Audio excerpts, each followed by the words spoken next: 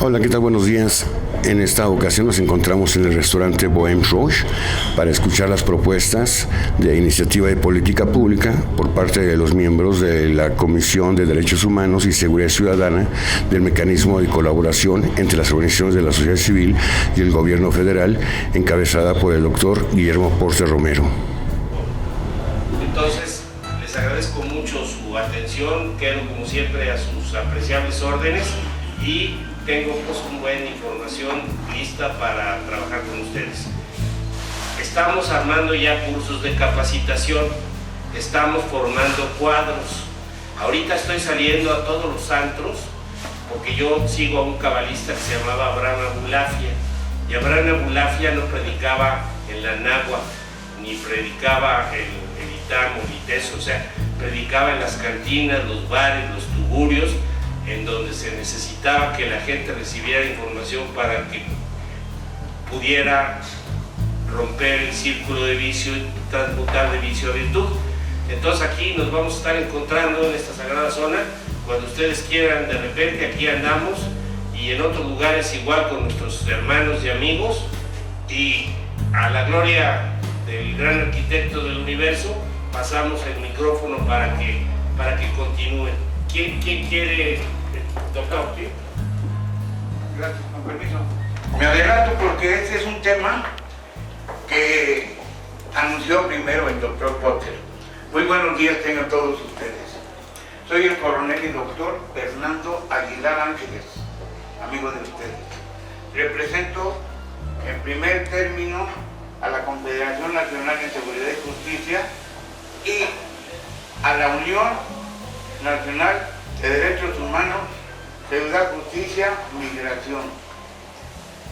Es para mí un honor estar aquí con ustedes y vamos a hablar de un tema que está muy olvidado y requerimos los mexicanos de esa superatención. Hablamos de la seguridad. La seguridad aplica un campo muy amplio.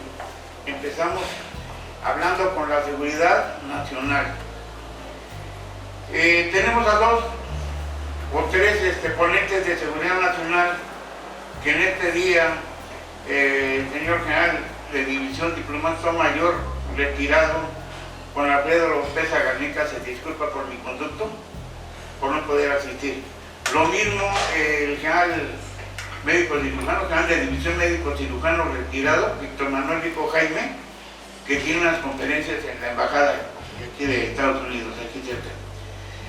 Y presente está el general Martín Hernández Bastar.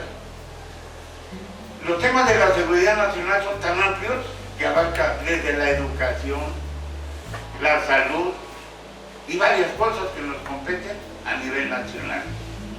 Pero nos estamos abocando dentro de la seguridad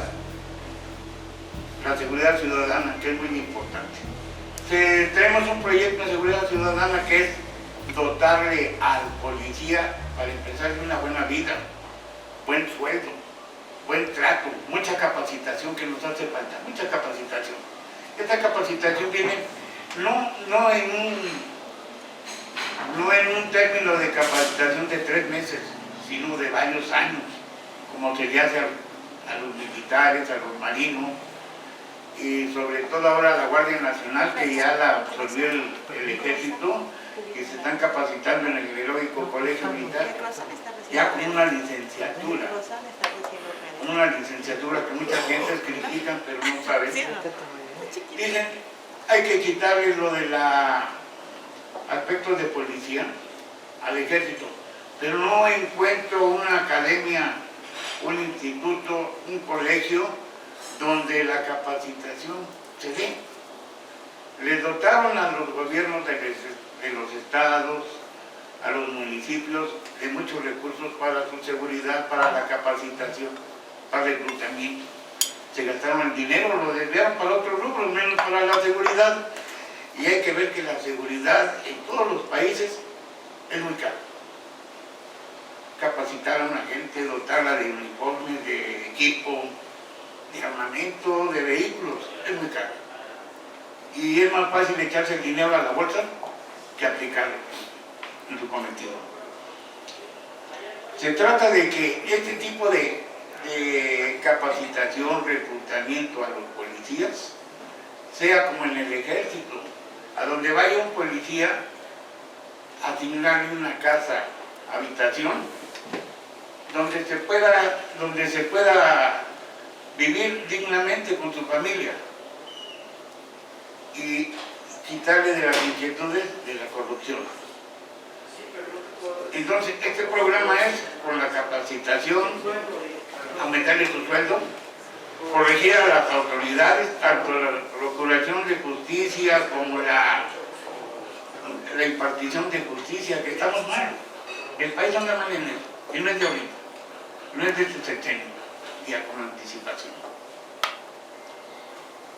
Entonces, el programa se llama Casa, Vestido y Sustento para el policía. Darle casa, uniformarlo bien, sustento, que tenga sus tantos derechos que tienen todos los humanos, como sus obligaciones.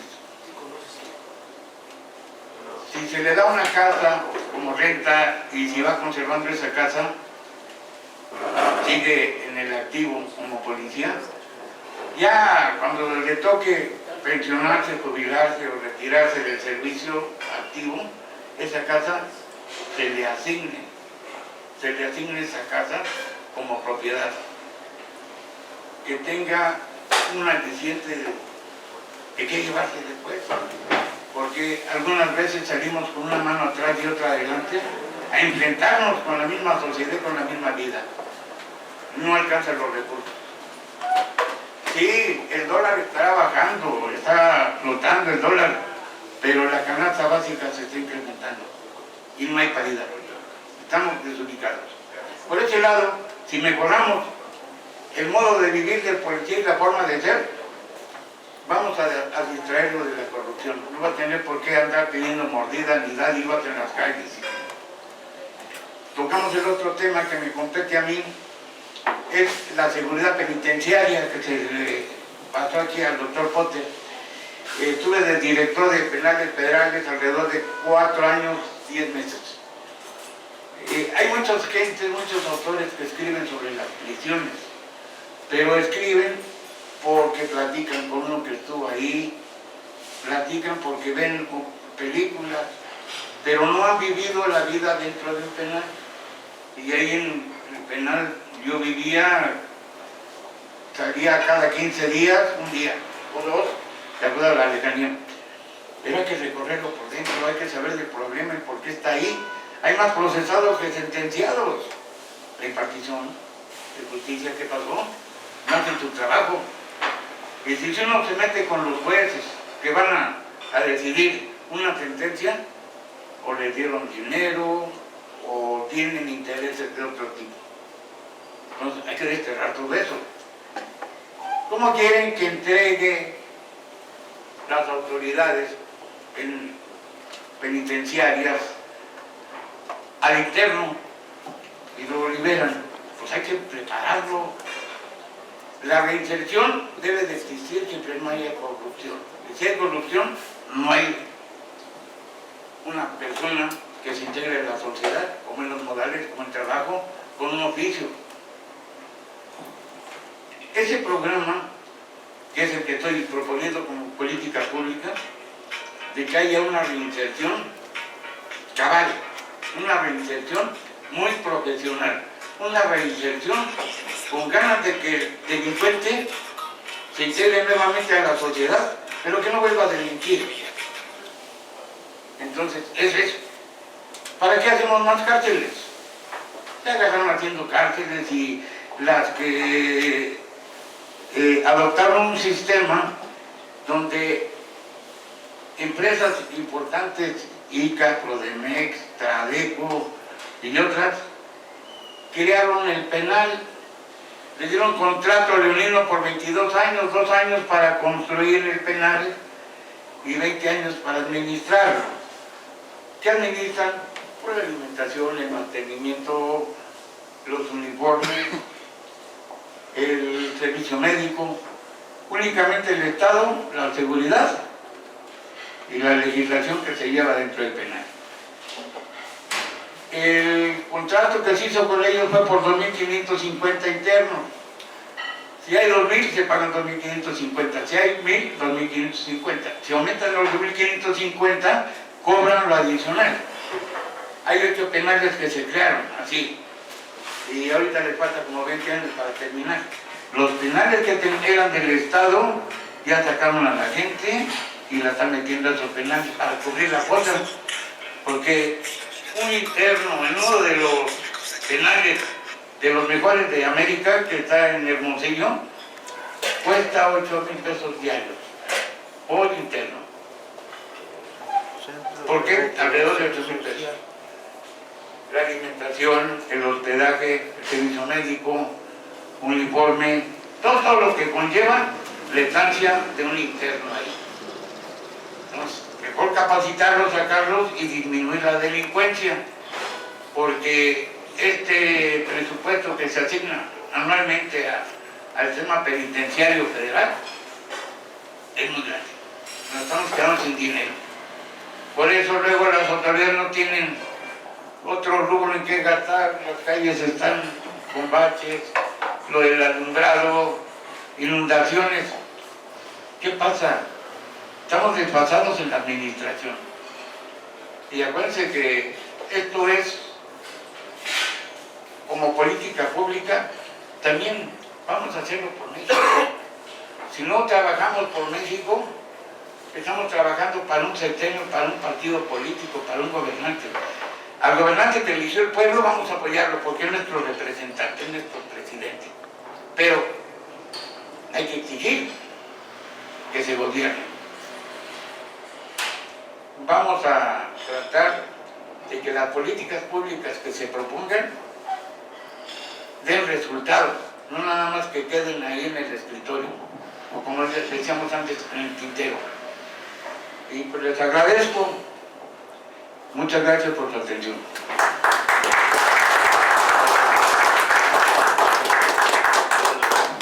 Muchas felicidades, doctor. Pues hace un momento llegaron un par de compañeros más. Llegó nuestro querido amigo Ricardo Zipacli y llegó nuestra cara de Agrupación Política Nacional, llegó el dirigente nacional de ala progresista, el doctor Isidro Moreno. Doctor, ¿cómo está? Muy bien, buenos días a todos. Muy bienvenido. Perdón, Isidro Moreno. ¿Y yo por qué diría alguien? Muy buenos días, te agradezco, amigo entrañable, y gracias a todos que me den la oportunidad, pero pues solamente si me permiten seguir escuchando el desarrollo de la reunión, y yo estoy atento y agradecido que me den la oportunidad pues, de estar aquí y poder participar con ustedes. Muchas gracias. Gracias, doctor. O sea, que se encuentra con nosotros también nuestro querido hermano Hernández Vaquero, y sí, y le damos también una muy bienvenida cordial. También está por acá el doctor Durazo, y pues el doctor Fierro está aquí también, el doctor Hash está acá, el doctor González, el doctor... ¿Me permite, por favor? Sí, doctor. Presentar a la doctora Ivette Negrete, Doctor, que viene por el rubro de educación. Ella tiene un instituto, y amigo de todos ustedes. Se va a presentar, por favor. Muy buenos días a todos. Muchísimas gracias, antes que nada, al coronel Fernando Aguilar, que nos hizo el honor de invitarnos. No vengo sola, vengo con mi delegada, la licenciada Guadalupe Flores. Y pues bueno, estamos aquí acompañándonos, conociéndonos a todos y escuchándolos también todas estas propuestas en estas políticas públicas.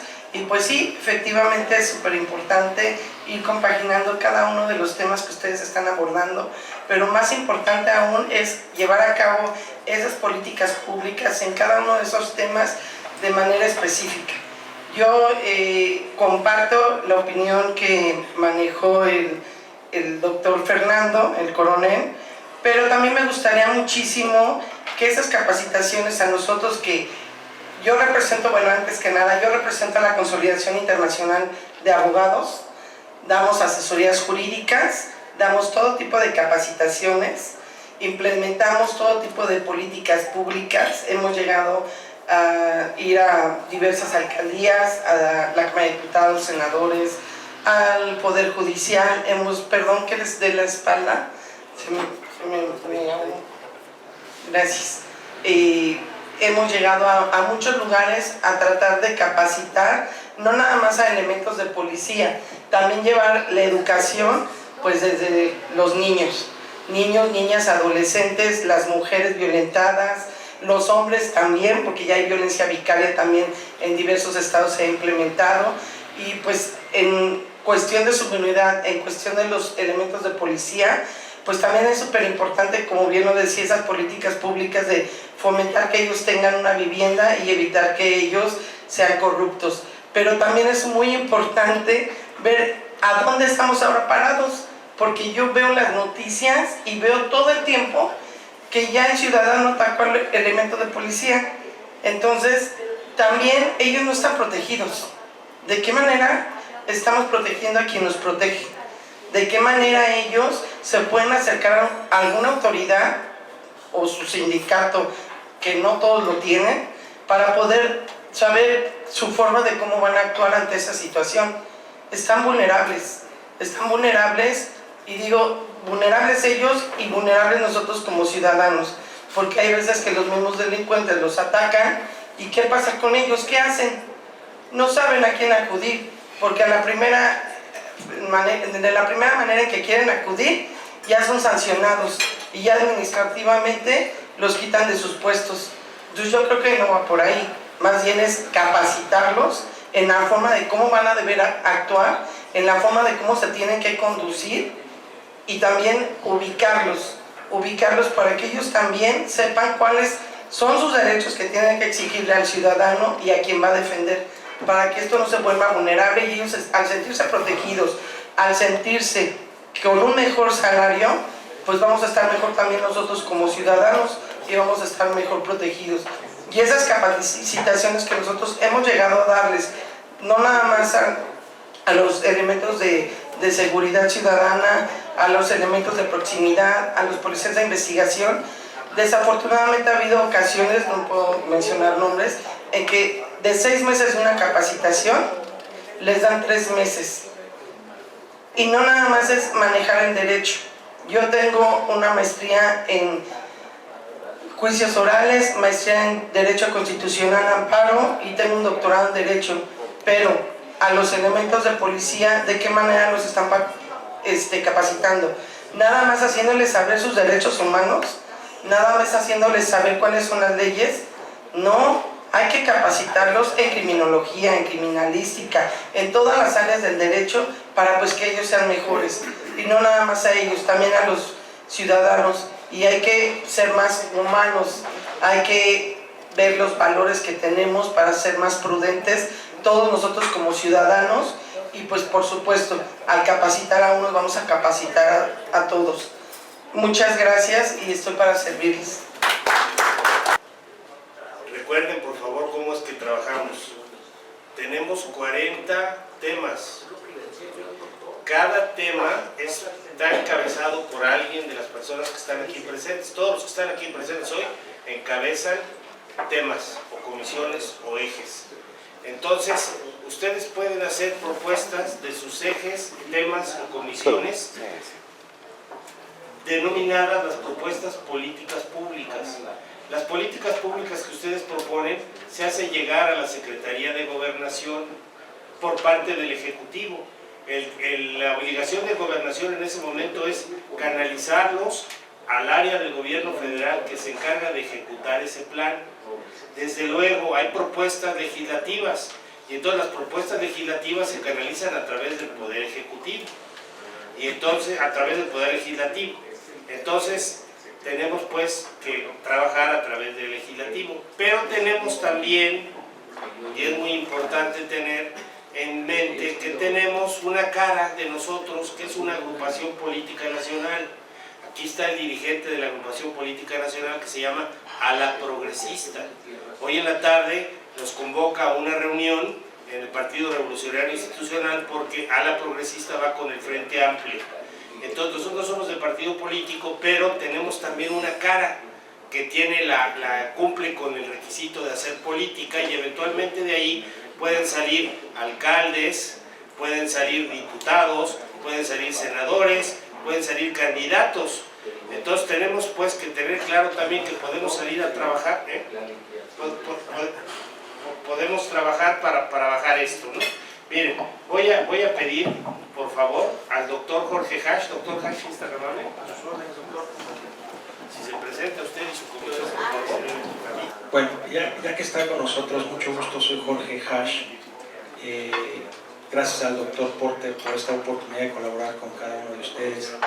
Está con nosotros el doctor Durazo, que es el tema de salud que para nosotros es determinante. El modelo de salud que se está llevando a cabo actualmente a través de IMSS Bienestar, la propuesta de este día es la fusión con el tema del Hospital General de Salubridad Eduardo Lisiaga, ya que tenemos ahí un vínculo hacia INSABI, tenemos un vínculo para la gratuidad de servicios y la factibilidad.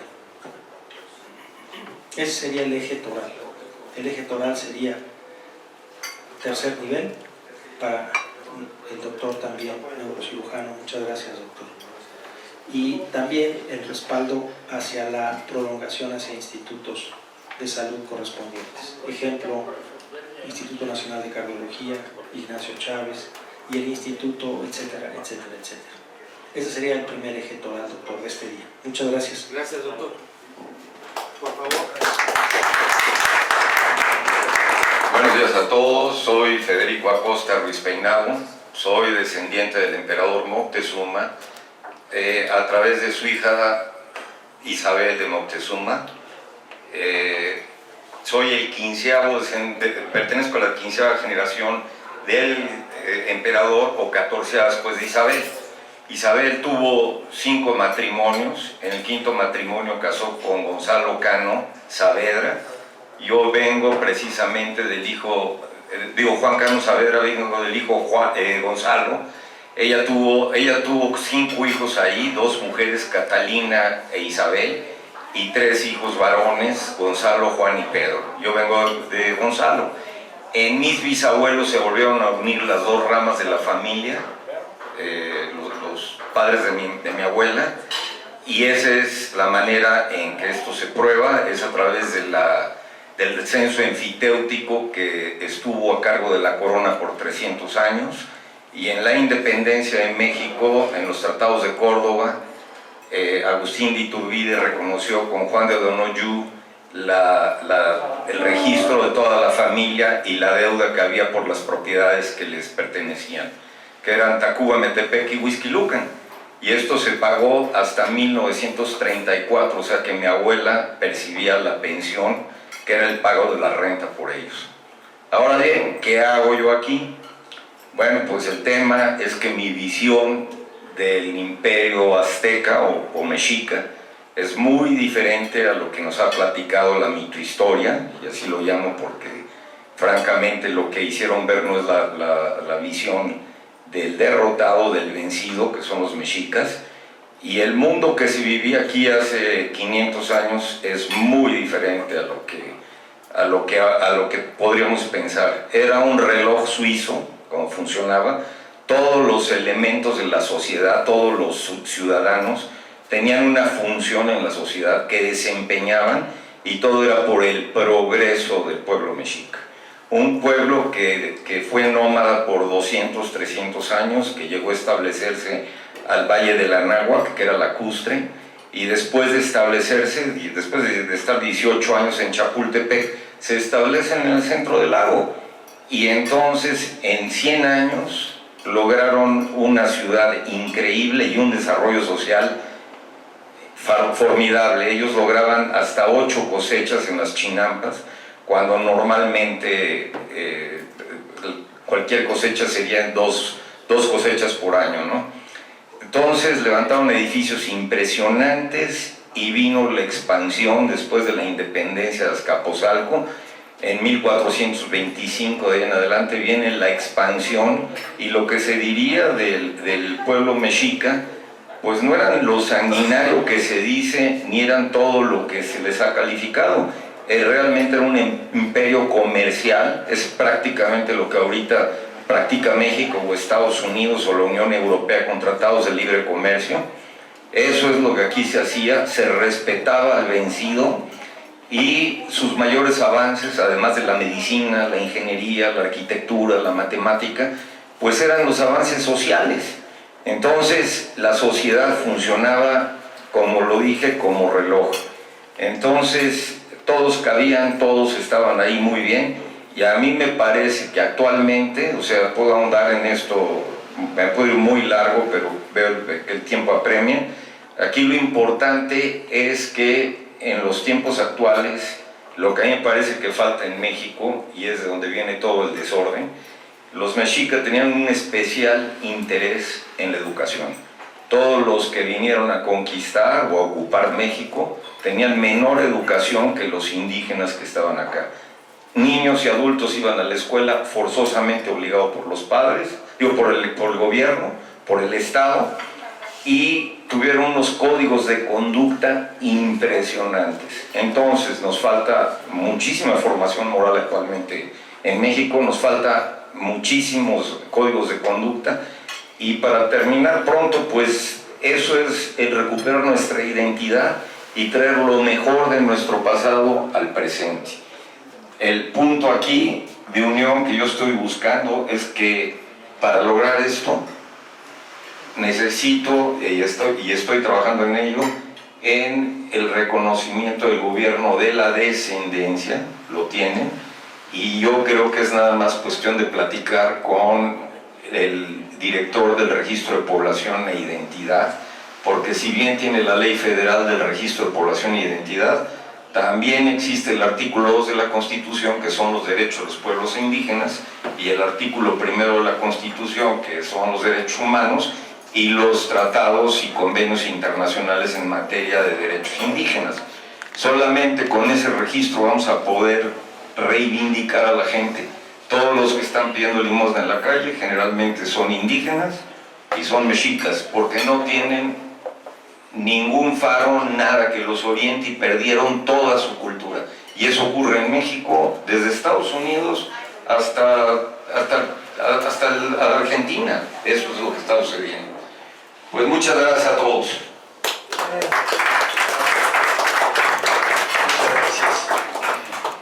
Federico, descendiente 15 de Moctezuma Xocoyotzin, comentaba del censo enfiteútico. Estaba pues en la Secretaría de Hacienda, en la Biblioteca Ortiz Mena, checando los documentos y los pagos que se hicieron hasta el general Abelardo Rodríguez. Luego se amparan, luego le siguen pagando.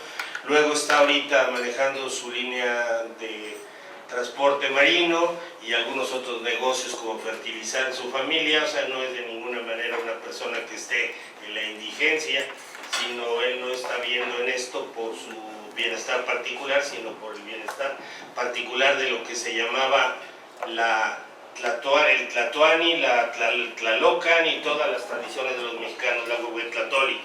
Bueno, vamos a pedir por favor al doctor Sánchez Mena, que es... ¿Y cómo están? Muy buenos días. Qué gusto de saludarlos nuevamente, de conversar de temas de alta seguridad nacional. Y le voy a pedir primero al doctor Rodolfo Undarza que nos hable de un tema que es poco conocido, poco abordado y que es de máximo interés para el país, como es los experimentos con seres humanos en México, y además una amenaza latente en esta pretendida guerra que quieren llevar a cabo los norteamericanos con nuestro país, para que ingresemos, como amenaza para que ingresemos a la OTAN. Y el tema de él que nos va a comentar es el de guerra biológica y guerra química, para que nuestro país esté preparado para una eventual agresión de ese alcance. El doctor Undarza es un especialista, es un científico mexicano con maestría en neurocirugía de Japón. Con ustedes el doctor Undarza. Buen día, muchas gracias, maestro Sánchez Mena, muchas gracias por la invitación y es para mí un placer y un privilegio. De hecho, yo soy, les comento, soy Rodolfo Ondarza,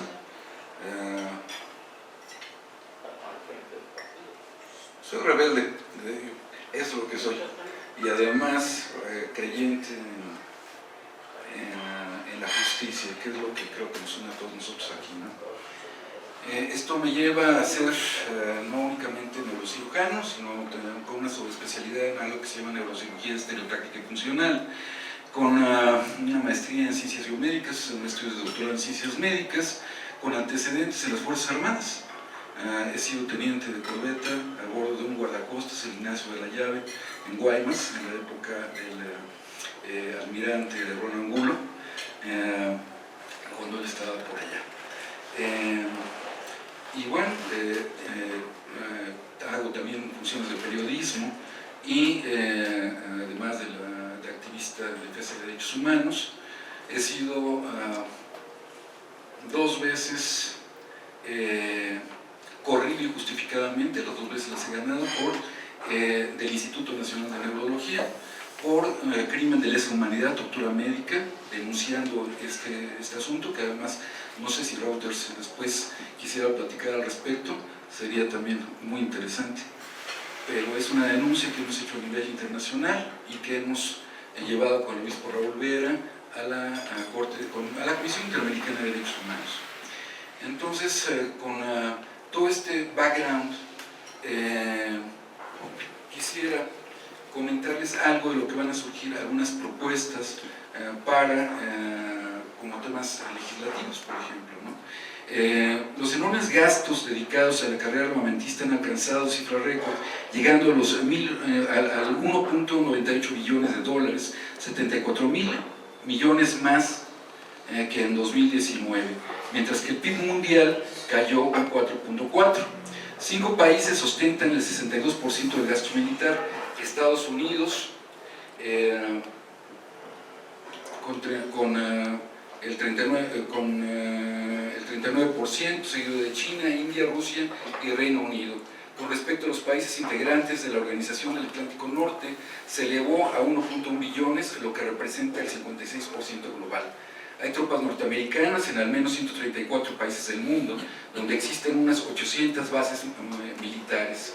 Se calcula que 173.000 soldados norteamericanos se encuentran repartidos en el planeta, desplegados en estas instalaciones militares. 9 naciones controlan actualmente más de 13.000 armas nucleares en el mundo, según el Instituto Nacional de Investigación para la Paz de Estocolmo, aun cuando otros cálculos estiman 30.000 armas nucleares. De hecho, el uso de tan solo el 1% del poder de fuego nuclear sería, como ustedes saben, totalmente catastrófico.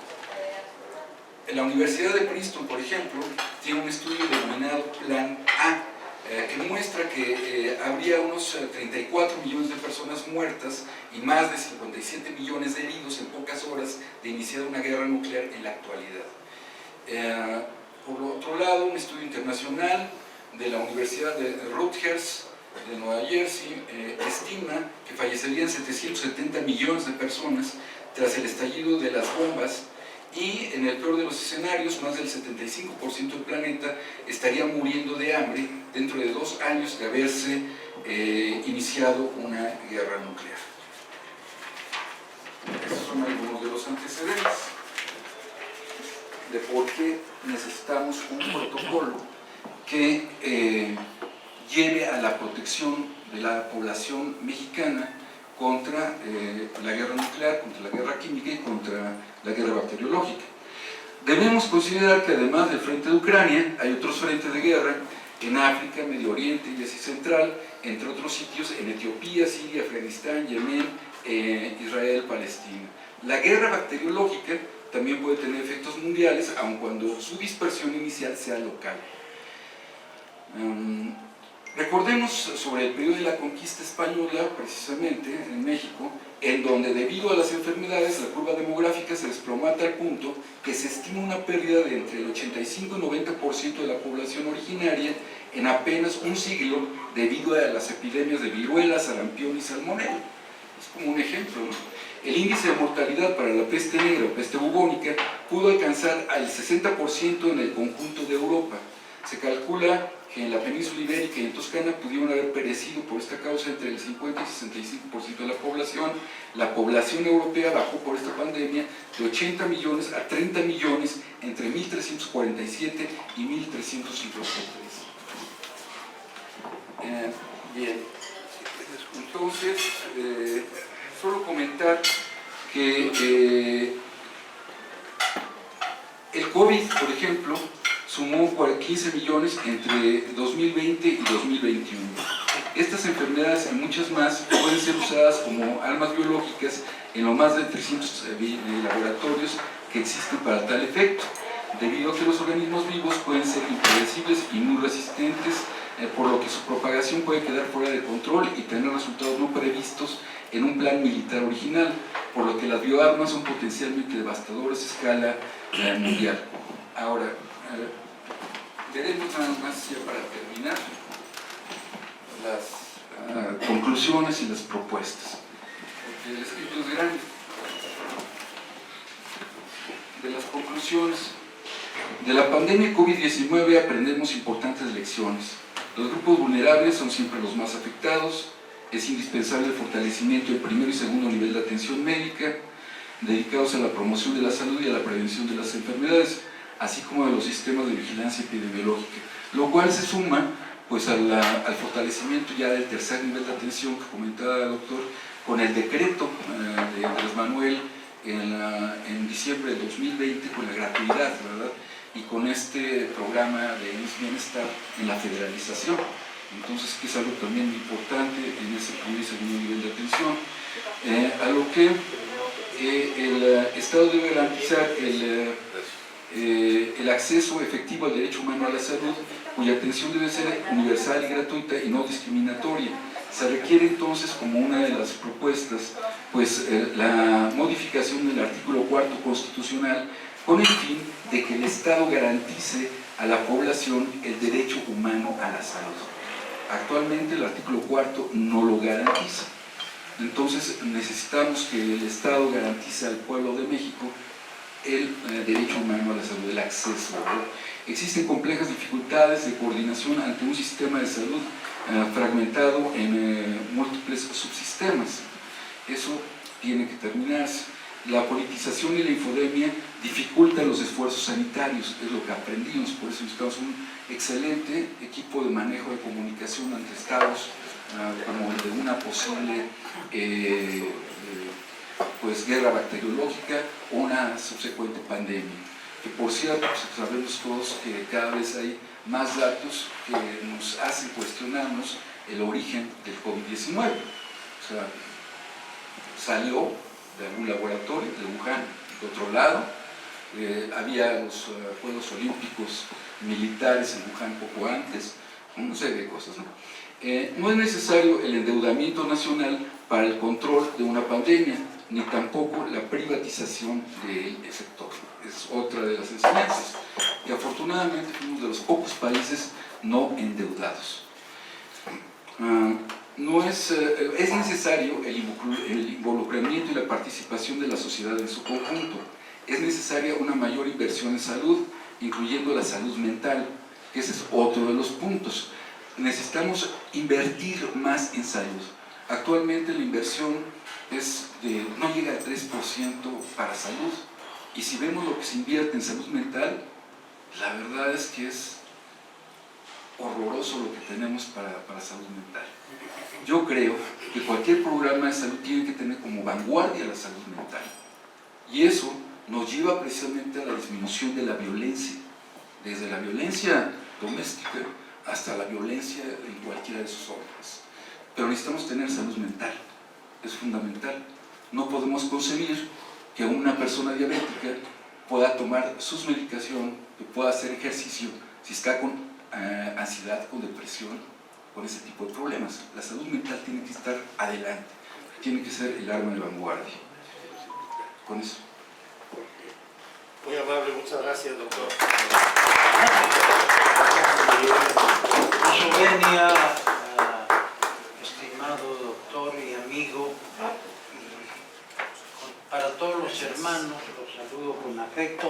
seré brevísimo. Mire, el país enfrenta ahorita un desafío terrible con la amenaza de excluir a México del Comando Norte y nuestro traslado al Comando Sur. Este tema no se ha resuelto pese a la visita del jefe del Comando Norte el día del aniversario de la independencia de los Estados Unidos, en donde en la embajada se reunieron los dos secretarios de la Defensa y Marina, pero vestidos de civil. Eso es un dato muy interesante. Y posteriormente, hace unos días, estuvieron en las instalaciones del Comando Norte. ¿Por qué no se ha definido este tema que está pidiendo a través del presupuesto el jefe del Pentágono, el general Lloyd? ¿Cuál es el interés de trasladarnos al Comando Sur, en donde también se encuentra y que pasa desapercibido la cuarta flota? La cuarta flota norteamericana tiene submarinos, tiene aviones de los llamados invisibles, tiene otro tipo de recursos muy importantes con los que respalda al Comando Sur. ¿Por qué esta movilización? Por un tema muy sencillo. ¿Sí? ¿Por qué nos quieren expulsar del Comando Norte y nos consideran poco fiables para estar en él? Sencillamente por la situación que enfrentan los Estados Unidos con una base de inteligencia de China en Cuba. Y esto les inquieta tremendamente. Más el corredor de Panamá hasta la frontera mexicana de China. Ya China está presente en esta área y no voy a decir más hacia el sur. Lo que sí es conveniente destacar que en el posicionamiento geopolítico de nuestro país a través del presidente de la República, el presidente ha dicho que no va a tener un tratado de libre comercio con China y menos va a involucrarnos en los BRICS. Si esto es una integración geopolítica con los Estados Unidos en momentos de máxima presión y que además de no estar de acuerdo con el ingreso de México en los BRICS, que va a ser un tema de debate de aquí en adelante, también hay un factor de orden geoestratégico que es la ampliación del Tratado de los Tratados de Bucareli por 80 años. El Tratado de Bucareli se venció en este mes, ¿sí? Concluía todas las cláusulas secretas y todo lo que contenía que impedían a nuestro país el desarrollo a base de sus recursos. Esto es notorio en la situación de nuestro país. India está ya en el espacio, Inglaterra está en la lona, pero un país que era más atrasado que nosotros y que nosotros éramos la vanguardia, hoy está colocado como potencia. Y el país concedió por 80 años más la minería, ¿sí?, a Canadá y Estados Unidos. ¿Sí? Hoy la minería no es solo oro y plata, fundamentalmente es energía para el futuro. Si nosotros no contamos con estos recursos estratégicos para el país, nos vamos a ver en gran dificultad de ser solo recipiendarios de lo que alegran muchos, que es el traslado de otras empresas a nuestro país, pero que no asegura nuestra independencia y futuro. Nuestro país necesita reindustrializarse en base a todos sus recursos. Entonces, yo los dejo a ustedes con la inquietud de que evitemos que al país se le lleve a la OTAN, porque esto contradice la constitución política de los Estados Unidos, de que nuestras Fuerzas Armadas no pueden, no deben supeditarse a una organización militar externa. Eso es muy puntual, lo sabe la abogada, si no los está sintiendo. Es decir, que nuestro país por ningún motivo debe de ingresar a la OTAN, porque nos vamos a ver envueltos en estos riesgos que plantea el doctor, ¿sí? Hay una amenaza de guerra nuclear contra nuestro país, hay una amenaza de guerra contra el fentanilo, reiteradas maneras lo han estado exponiendo destacados funcionarios norteamericanos. Si nuestro país tiene que sacar adelante toda su capacidad negociadora, pero sin hacer concesiones como las que se está haciendo, ¿sí? Por ejemplo, en el caso migratorio, en donde no tenemos una política para los migrantes, ¿sí?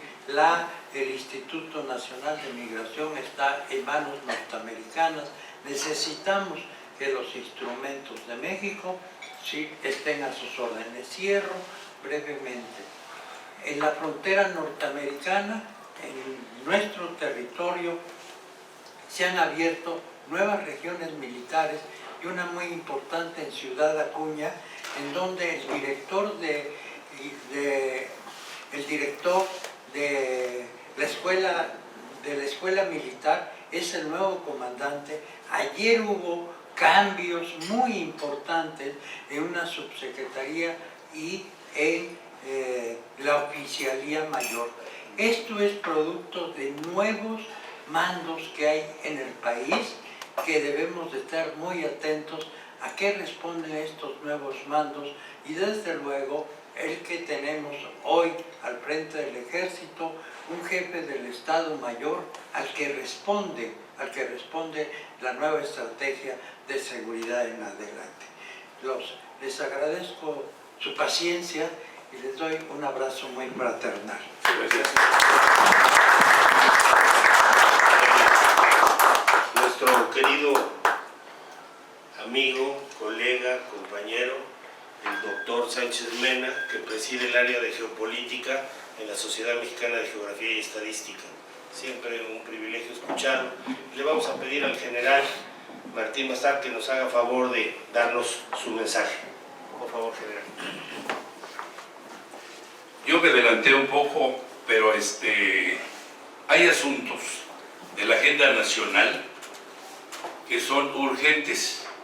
Doctor exmarino, esta propuesta no debe estar ya en blanco y negro. Esta propuesta debe estar, con todo respeto se los digo, en Presidencia de la República, en la Defensa Nacional, en Marina, de donde tú eres originario, y también su análisis muy profundo de los hechos que se están viviendo actualmente. La sociedad a la que usted pertenece debe ya tener un documento en las dependencias que yo acabo de mencionar. Estos asuntos no pueden esperar, están latentes. Seguridad nacional, la geopolítica, te estoy hablando de tú, no, porque estamos en este nivel. Me hace recordar al doctor Alfredo Jalife, que aquí lo traigo, por cierto, y merecidamente hablando de la industria minera, y me sorprende el dato que usted habla de una concesión, ¿no? Este es el litio. Nos juntó Alfredo Jalife y yo inmerecidamente, porque les digo, no soy especialista ni en la industria minera ni en seguridad nacional. Sí, estoy comprometido con lo que está pasando en el país. Aquí lo que se está mencionando, todos los asuntos ya caen en el concepto amplio, como dijo el coronel Fernando, en lo que es la agenda nacional. Estos asuntos que se acaban de mencionar, ¿no? Con todo respeto se los digo, deben estar ya, como dijo Porter, deben estar en el seguimiento, y nosotros deberíamos estar impulsando estos proyectos tan interesantes que tienen que ver, y estamos en medio, ¿no? Nosotros de estos conflictos, de estas guerras, queramos o no, estamos incluidos en estos comandos, ¿no? En cualquiera jugamos un papel muy importante, pero yo los invito a que esto ya no hay tiempo de espera. Estamos tarde, como estamos en muchos asuntos que nos conciernen, y no se hable de la seguridad, ¿no? Cuando el diagnóstico externo e interno lo sabemos, estamos contaminados con este cáncer del 80% que se estima, tanto por las opiniones del extranjero como las mismas nuestras, ¿no? Lo dejamos pasar.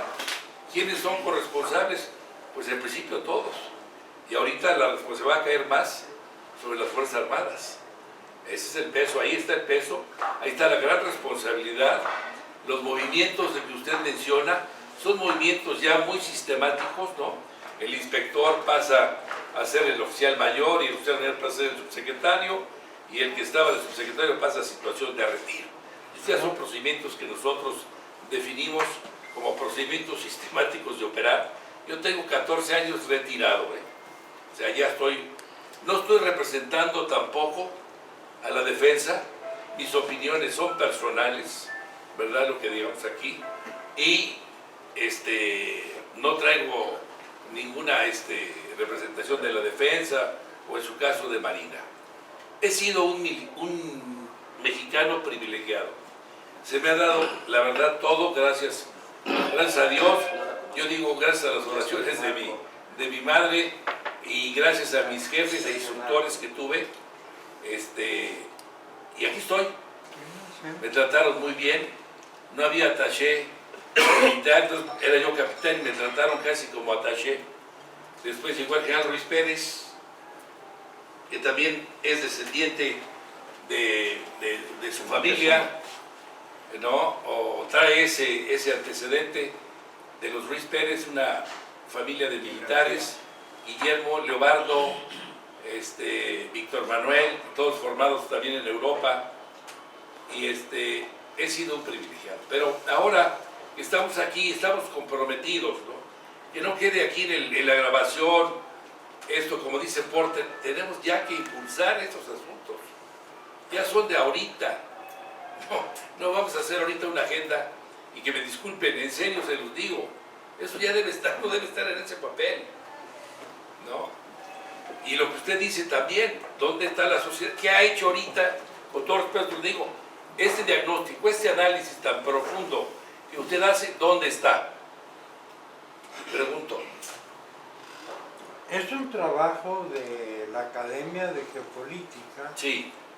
Y lo tiene al tanto a nuestro presidente, que es el licenciado Hugo Castro Aranda, que es descendiente de una de las gentes más distinguidas de la Revolución Mexicana, el general Cesario Castro, ¿sí? Que es un gran estratega, ustedes lo saben, diseñador de la batalla de Celaya, que definió el rumbo político del país, ¿sí? Entonces, la sociedad mexicana está trabajando con múltiples temas y con propuestas como las que está haciendo y presentando el doctor. Y la idea es publicar un libro que se llame Guerra Norteamericana contra México en el siglo XXI, para que la memoria del país esté atenta, ¿sí? Y para que llegue a las nuevas generaciones. El año pasado hicimos un pequeño documento que es nuestro centro de atención. Los mexicanos que viven en los Estados Unidos desde hace 5 siglos, a través del reino de la Nueva España, y cómo viven estos México norteamericanos. Por cierto, se les había considerado que votaran en estas elecciones, y que es otro tema, doctor, de que el INE no los está atendiendo, no va a credencializar a 40 millones de los que habla el presidente López Obrador, y que no hay conciencia de este tema. Sí. Yo no quisiera usar ya del tiempo también, que lo debemos de tener, sobre todo para estos casos, ¿no? Que no nos limiten, no dijiste tú, ¿verdad? Que no nos limiten el tiempo. Entonces, lo importante, lo que está mencionando usted, ¿qué están publicando y qué están oficializando? No vamos a esperar que salga un libro con los hechos, que la defensa lo conoce, Relaciones Exteriores lo conoce, Marina lo conoce, ¿no? Los servicios de inteligencia, ¿no? No sé, que se acaban de ir, por cierto, algunos, Audomaro Martínez Zapata lo debe de conocer, ¿no? No es ningún secreto, y se está analizando seguramente. Entonces, Me llamó mucho la atención el dato que da de alguna concesión. Yo tenía entendido que no hay ninguna concesión y más de 80 años. La nueva ley minera, Sí. que fue aprobada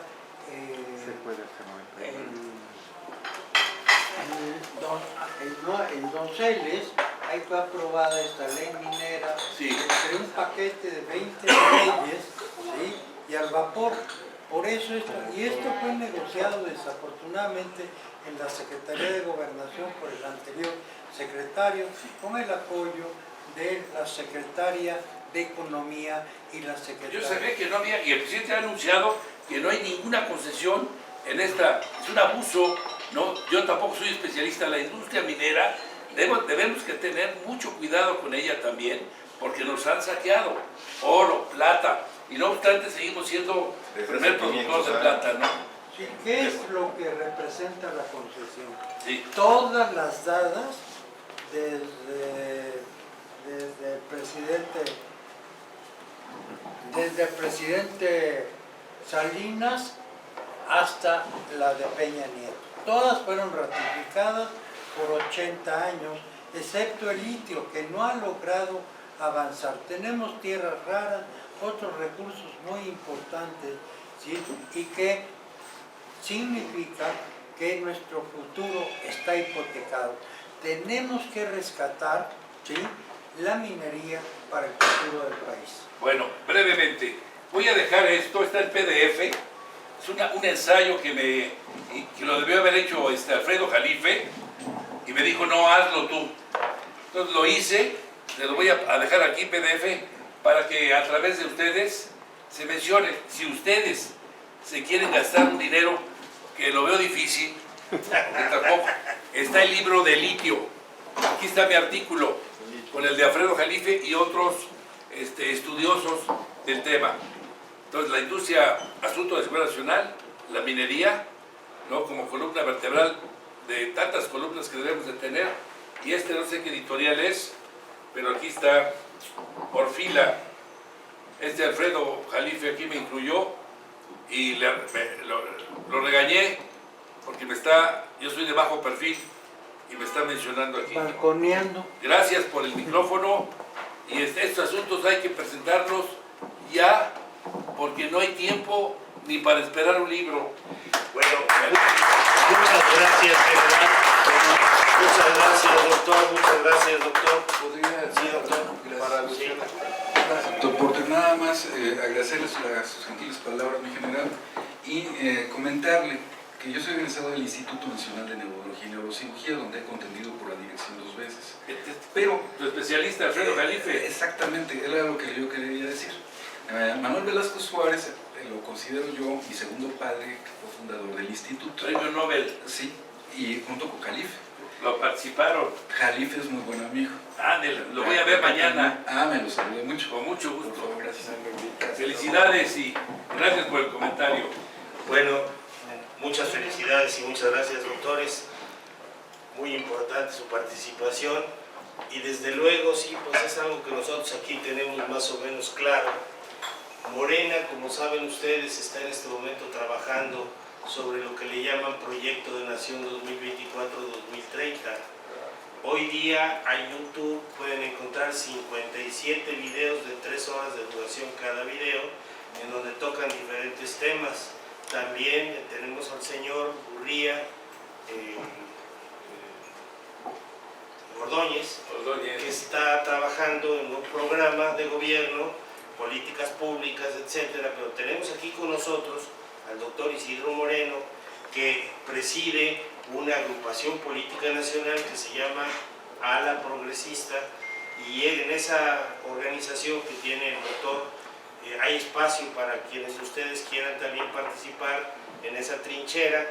Hoy en la tarde tiene una reunión el doctor Isidro Moreno, que en un momento nos va a dirigir algún mensaje, justamente en Insurgente 59, según entiendo, en el salón de organización o en el salón de Luis Maciel, de organización. Entonces es como muy importante, pues es algo que es totalmente vigente y estamos participando, porque igual con lo que ustedes están diciendo, para nosotros realmente es alarmante el que no se tomen en consideración algunas propuestas que ustedes hacen, que son muy importantes y que tienen que aplicarse y llevarse a la práctica a la brevedad posible. Entonces, si son ustedes tan amables, tenemos aquí, licenciado Gerardo, si es tan amable. Ya, bueno, pues muy buenos días. Mi nombre es Gerardo Hernández Alarcón.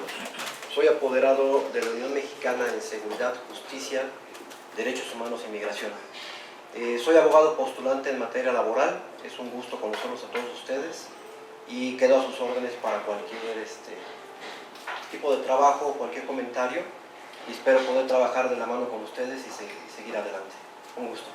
Muchas gracias. Buenos días a todos. Soy el licenciado Hugo Hernández Vaquero. Fui agente del Ministerio Público de PGR por 30 años. Actualmente estoy asesorando en el Senado.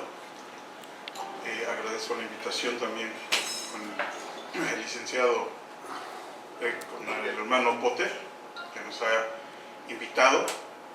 Llevamos la Comisión de Migración dentro del organismo que encabeza, y pues yo hago un reconocimiento al coronel Ángeles, que la verdad, pues a los que hemos estado en todo lo que es procuración de justicia, pues sabemos lo que es esas instituciones, porque pues diario convivimos con un reclusorio o con jueces. A veces los jueces, no es por excusarlos, porque hay muchos abogados que pues tienen su manera de litigar y a sus clientes los hacen creer que están haciendo las cosas, y no es así. Me ha tocado asuntos que llevan recluidos, por ejemplo, el más reciente que tuve, y como les comento, yo ya estoy haciendo mis pasos para mi jubilación en PGR, y el último asunto que tuve, unos famosos caníbales que venían de Tamaulipas y se dedicaban a secuestrar gente aquí en la Ciudad de México, en Toluca, en Tlaxcala, Hidalgo y Puebla. Ellos tienen, hasta el último que yo los dejé, pues 13 años recluidos, sin sentencia, y pues culpan mucho al Ministerio Público, pero no se están dando cuenta que su abogado pues está metiendo muchas triquiñuelas y se va alarga y alarga y alarga el asunto. Entonces hay muchas aristas jurídicas que son las que hay que diagnosticar para tener un buen panorama jurídico sobre todo lo que pasa. Me ha tocado trabajar en operativos con mi general secretario en Piedras Negras, Coahuila. Lo conozco, él hizo muy buen trabajo en Piedras Negras, porque nosotros teníamos un toque de queda en Piedras Negras a las 7 de la noche a todas las familias. Después de que salimos de ahí, pues la gente actualmente ya camina a las 12, 1 de la noche, de la madrugada, 3 de la madrugada, sin ningún problema. Reconozco la labor tanto de aquí de mi coronel como de mi general secretario, que son gentes profesionales. Muchas gracias, estoy a sus órdenes.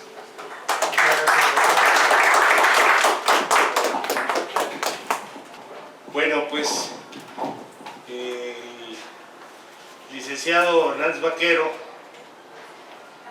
está en un área que se llama Fiscalía de Desplazados y Vulnerables.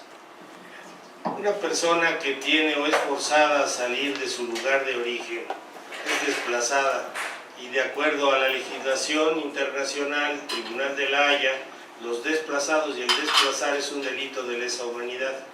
Entonces se está proponiendo la creación de una fiscalía de desplazados que eventualmente, al ser desplazados, como ya nosotros hemos visto y vivido, se constituyen en vulnerables. Entonces particularmente él está en ese punto. Había quedado de venir el doctor Villuendas y había quedado de venir Bernardo Félix Díaz. ¿Perdón? No sé. No ha llegado Félix Díaz. No, ni tampoco el doctor Villuendas. Pero el asunto está en que algún contratiempo deben haber tenido y lamentamos mucho esta situación. Como ustedes escucharon, el doctor y coronel que está aquí con nosotros hace una presentación importante de lo que se llamaba Confederación Nacional de Seguridad y Justicia. Esa Confederación Nacional de Seguridad y Justicia era precedida por el doctor Jorge Miguel Aldana Ibarra y era precedida, tenía dos áreas básicamente, por el general Cervantes Muñoz. Ambos dos, junto con otros mandos, formaban parte de esta Comisión de Derechos Humanos y Seguridad Ciudadana que este servidor coordina y en la que muchos de ustedes participan. Ellos fallecieron. Villuendas no estaba conmigo, ni Félix Díaz tampoco. Quien estaba era Aldana y quien estaba era el general Cervantes Muñoz. Dentro de esta Confederación de Seguridad, el que se abocaba, de acuerdo al organigrama que aquí tengo, del manejo de todas las fuerzas y los mandos militares y policías y relativos en el país era el coronel Aguilar Ángeles, que aquí está presente con nosotros. Entonces, bueno, es cuestión de manuales y de procedimientos para que se vea. Ahora, sucedió que el doctor Aldana Ibarra tenía pensado trasladarse a vivir a Yucatán y constituye en Yucatán una Confederación Nacional de Seguridad y Justicia en el estado de Yucatán. Entonces, esta Confederación Nacional de Seguridad y Justicia también se encuentra presente aquí con nosotros. Y está un documento que la Confederación Nacional de Seguridad y Justicia nos ha enviado, que posteriormente Iré Juárez nos va a hacer favor de subir al texto de la reunión. Pero quería yo clarificar esta situación. El doctor Villuendas constituyó una cosa que se llama Unión de Seguridad, Justicia, Migración, Derechos Humanos, Sociedad Civil, a la que le deseamos mucho éxito, en la que este servidor no participa en la constitutiva. Sin embargo, soy asesor del doctor Villuendas y tengo mucho gusto de estar ahí con él y con ellos. Tenemos algunos temas. El doctor Gerardo con nosotros trabaja básicamente el aspecto laboral, pero no es el único que trabaja el aspecto laboral, porque aquí está con nosotros el doctor Juan Manuel Durazo, que tiene una asociación civil con Cluny, con Guatuay, que se llama Unión Laborista de la República Mexicana, si no mal recuerdo. Entonces, bueno, venimos trabajando este tema ya también por algunos años. Jesús, que se encuentra aquí junto con el doctor Hash, trabaja cooperativas de producción, de consumo y mixtas. Particularmente le interesa mucho el aspecto financiero en las cooperativas. Pero además tenemos un hermano, amigo y también egresado de la Sorbona, que fue compañero del general, que se llama Eloy Mesa, que en este momento tiene cáncer. Y entonces, por esa razón, Eloy no se encuentra con nosotros aquí físicamente, pero Eloy también participa con nosotros en el tema. Ahora bien, tuvimos representante aquí por parte del señor Alejandro Encinas, y tenemos representación aquí de gente del Partido de Acción Nacional, Manuel Gómez Morín concretamente, que anuncia pues que abrazo y apapacho a todos. El doctor Isidro Moreno, pues que tiene la ala progresista nacional, una agrupación política. Hay muchas sociedades civiles, asociaciones civiles, pero no hay muchas agrupaciones políticas con registro, constituidas, adheridas, con todos los puntos que la ley establece para que se dé la personalidad jurídica de una agrupación política nacional. En mi caso tengo el gusto de trabajar cerca de él desde hace, no sé si 10 años o 12 años, una cosa así, porque él también es uno de los antecedentes de la constitución de nuestra organización.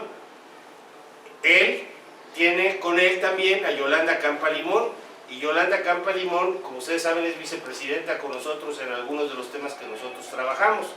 Entonces, venimos empujando con ala progresista de muchos años y seguimos trabajando con ala progresista. Hoy en la tarde vamos a estar ahí en Insurgente 59 y ustedes todos, seguramente el doctor Isidro Moreno, doctor en Derecho, nos dará la bienvenida para participar con él en sus proyectos, porque somos sociedad civil y en un momento determinado lo que pretendemos hacer, general, es como no oyen y parece que tampoco ven, resulta que nosotros conocemos nuestros derechos y Yolanda Campa diría y nuestras obligaciones como ciudadanos, y queremos que estos temas tan sensibles y tan importantes se incorporen dentro de la propuesta y dentro del plan y el proyecto de gobierno para el 24-30.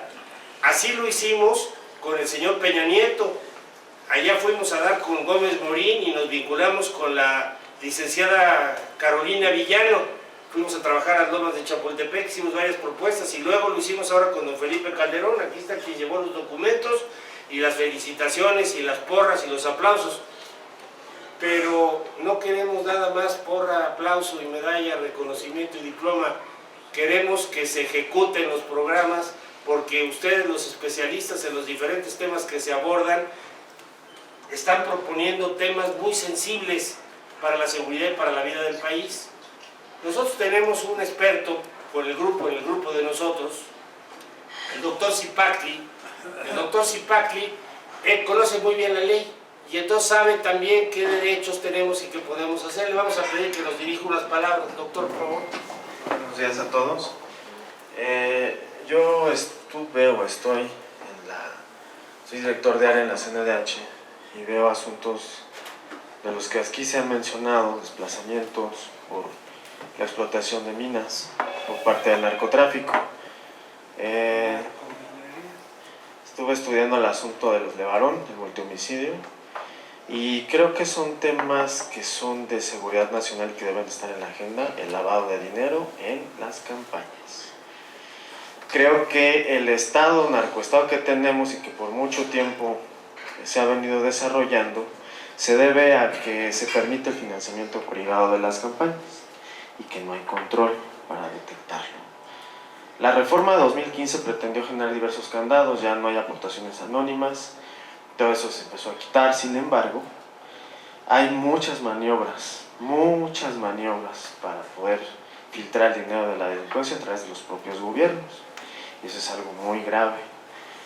Por eso es que debe haber una coordinación de la federación con los municipios, con los estados, para que sus unidades de inteligencia financiera de cada entidad se puedan coordinar con la federación. Creo que es un tema que no se ha abordado aquí, ¿no? Pero el narcotráfico ofrece protección a las mineras para explotar, y es un sindicato del crimen, ofrecen un paquete completo para poder generar seguridad para la extracción, transporte a los trabajadores, prostitución para los trabajadores, venta de alcohol y drogas. O sea, es todo un paquete como si fueran ganado las pobres gentes que están ahí en las minas atados.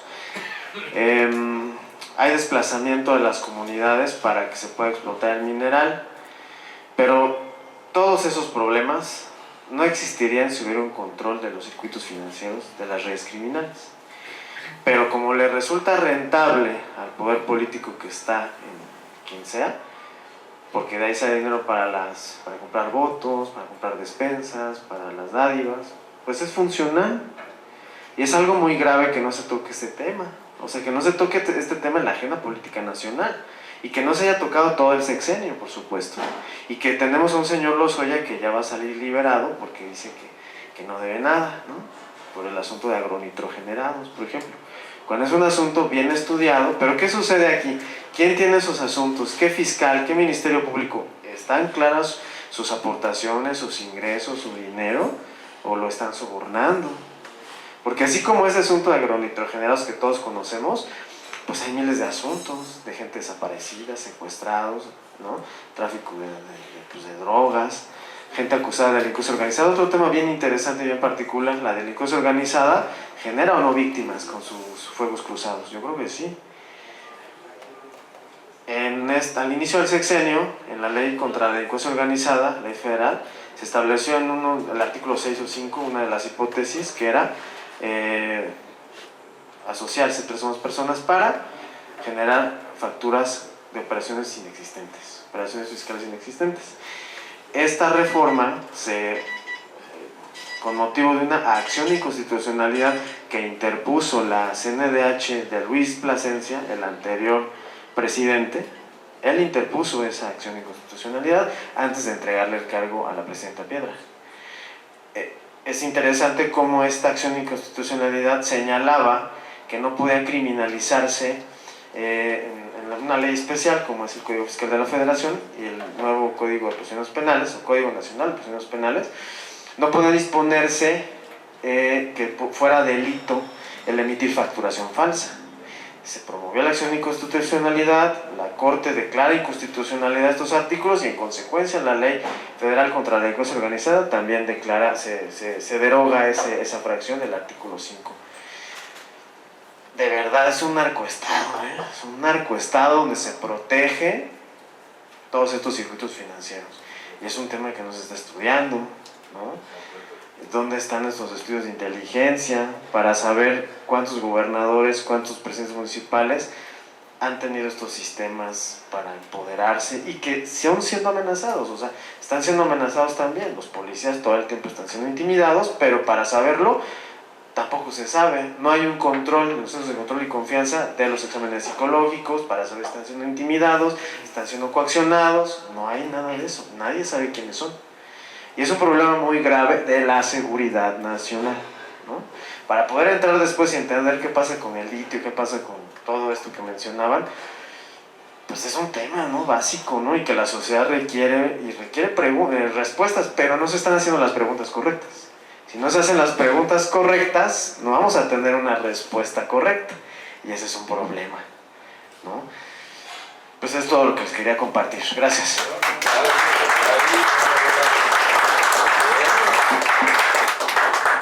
Vamos a pedirle al doctor Marco Antonio Águila que nos haga favor. Pues es un honor estar aquí entre tanta gente tan brillante, maravillosa. Veamos, para salir del caos, al mismo Dios le tomó 7 días.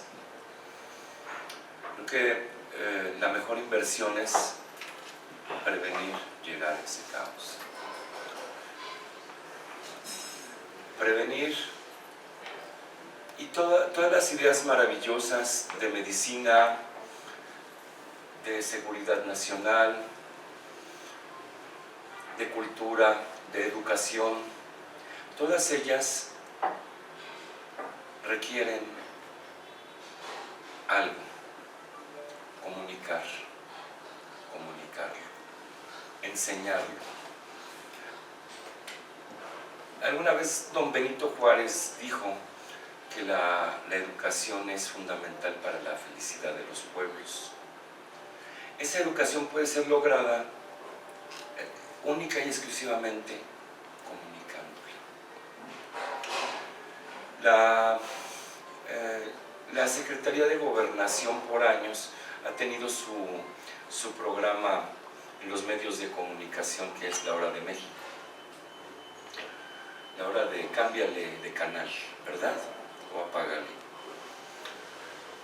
Ahora ya se están modificando, ya lo están metiendo a través de las redes sociales. La fuerza de las redes sociales ha crecido, su amplitud, su poder, al grado que podríamos decir que la máxima opinión que se está generando puede ser a través de los youtubers y los líderes de opinión en las diferentes redes sociales. Es entonces necesario saber hasta qué grado los criterios de esas personas que son creadores independientes con todo el derecho de comunicar son acertados y se meten en política y opinan y promueven sus ideas. Y finalmente pueden ser útiles para la creación de un criterio, de una opinión. Pero ¿dónde está quedando la voz institucional del Estado para promover un criterio? Y entonces considero que es necesario que haya un programa diario de la Secretaría de Gobernación donde se puedan escuchar voces como las que hemos escuchado hoy, con lo pertinente que el pueblo debe conocer para formar un criterio. Y las ideas que ayuden a formar opinión, que ayuden a formar criterio. Es mi propuesta, que haya un programa diario donde se permitan las voces de los derechos humanos, las voces de los que no se escuchan, que son los pueblos naturales de aquí de México, que son las voces de los científicos que nos previenen de la salud, de las amenazas en la salud, y que puedan ellos expresarse y auspiciados por la Secretaría de Gobernación. Esa es mi propuesta. Soy Marco Antonio Águila y es un honor haber estado aquí y estar con ustedes. Muchas gracias al hermano Marco Antonio Águila. Vamos a pedirle al doctor Isidro Moreno que nos dirija unas palabras y clausure el evento. Por favor, doctor. No, amigo. Pues muchas gracias a nuestro amigo Guillermo, que me permite y se refiere a mi persona con grata amabilidad. Pero la verdad es que me sorprende de encontrarme en este grupo interdisciplinario de conocimiento de diferentes temas, áreas, que esa pluralidad le da una riqueza de verdad grande y que tendremos que buscar la forma de que hoy pudiéramos, en la situación que se encuentra el país, vincular para que no solamente sea una semilla sembrar, sino sea algo que tenga crecimiento, crezca como un árbol frondoso y dé frutos en beneficio de la patria. Encuentro un grupo muy interesante, con una formación, por lo que entiendo y veo, nacionalista, progresista y de pensamiento liberal.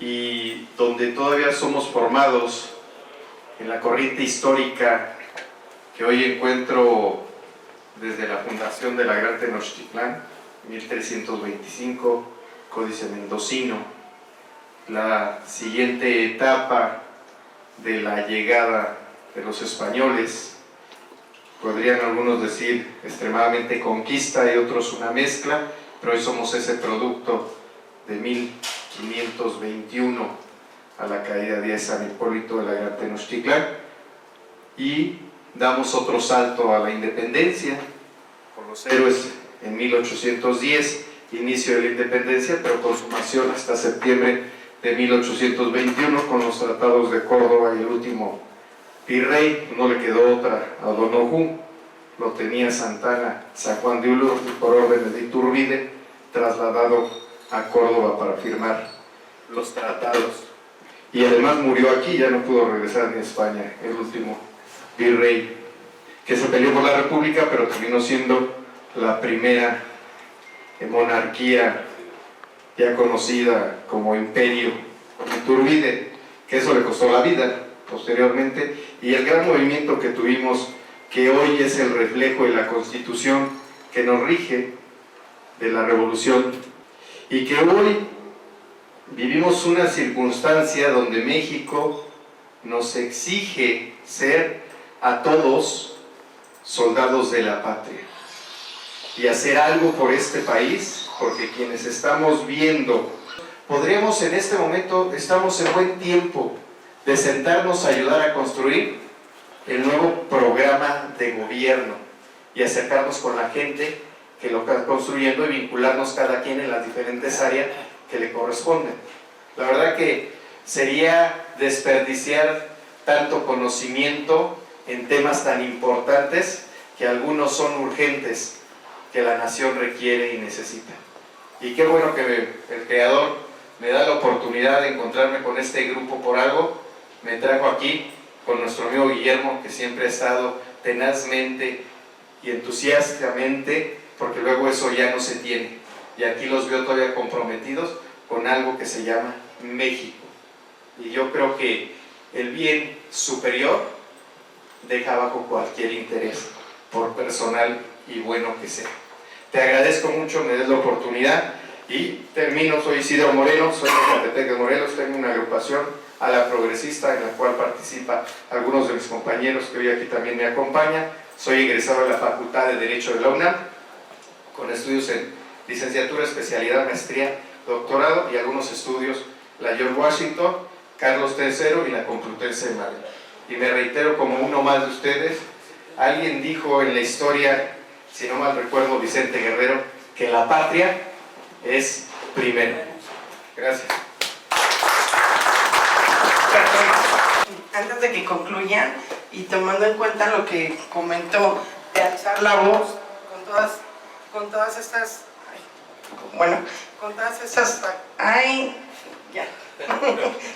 estas agrupaciones que están aquí y que hoy nos acompañan, yo les quiero hacer una cordial invitación. Nosotros, aparte de apoyar en las capacitaciones, contamos con una institución donde tienen salones, auditorio, sala de juicios orales y aparte, tenemos todo lo que son licenciaturas para poder capacitar a los elementos de seguridad ciudadana o quien se acerque. Tenemos doctorado, maestrías, pero también quisiéramos alzar la voz y poderlos invitar a cada uno de ustedes con temas tan importantes como los que tocamos hoy en día, para que nos acompañen a conducir nuestro programa de radio. Todos los días martes lo tenemos en cabina presencial o bien los días jueves en línea, para el tema que ustedes gusten, que sean escuchados y que sigamos haciendo el alzar la voz y que nos sigan escuchando los ciudadanos. Muchas gracias y ojalá acepten la invitación. Pues ha sido un privilegio el tener la oportunidad de estar aquí con ustedes, compartiendo todas estas reflexiones tan importantes, escuchando la magnífica participación de cada uno de ustedes y desde luego pues escuchando y tomando en consideración la invitación que nos hace el doctor Isidro Moreno, que es importante y hay que reflexionar. Es decir, aquí lo que está sucediendo es que los derechos de los ciudadanos consagrados en la Constitución y los tratados internacionales pueden hacerse vigentes al margen de la idea que cada uno tenga de lo que deba de suceder. Cada quien experto en su tema puede hacer propuestas, como decía el doctor Isidro Moreno, del tema que conoce, y él tiene la facilidad de ser conducto a través del cual estas puedan llegar y no se queden ni en el archivo ni en el bote de la basura. Porque yo les quiero brevemente platicar una experiencia que he tenido en 12 años en este trabajo, muy breve, se los voy a resumir. Cuando llega don Vicente Fox hace la ley de servicio civil y entonces la gente ya no se quedan en el gobierno. Y entonces llegó gente con don Vicente y luego llegó gente con don Felipe y luego llegó gente con Enrique y ahora llega gente con Andrés Manuel. ¿Y qué creen? Esas gentes no necesariamente simpatizan o coinciden con las propuestas de gobierno del actual presidente. Los obstáculos hoy día se encuentran dentro del propio gobierno. Donald Trump decía que en Estados Unidos tenías que remover 30% del gobierno para quitar lo que se conoce con el nombre de Deep State. El Deep State, que traen otro proyecto, forman parte de otra nube, tienen otros intereses que nada tienen probablemente que ver con lo que nosotros aquí hemos platicado y comentado.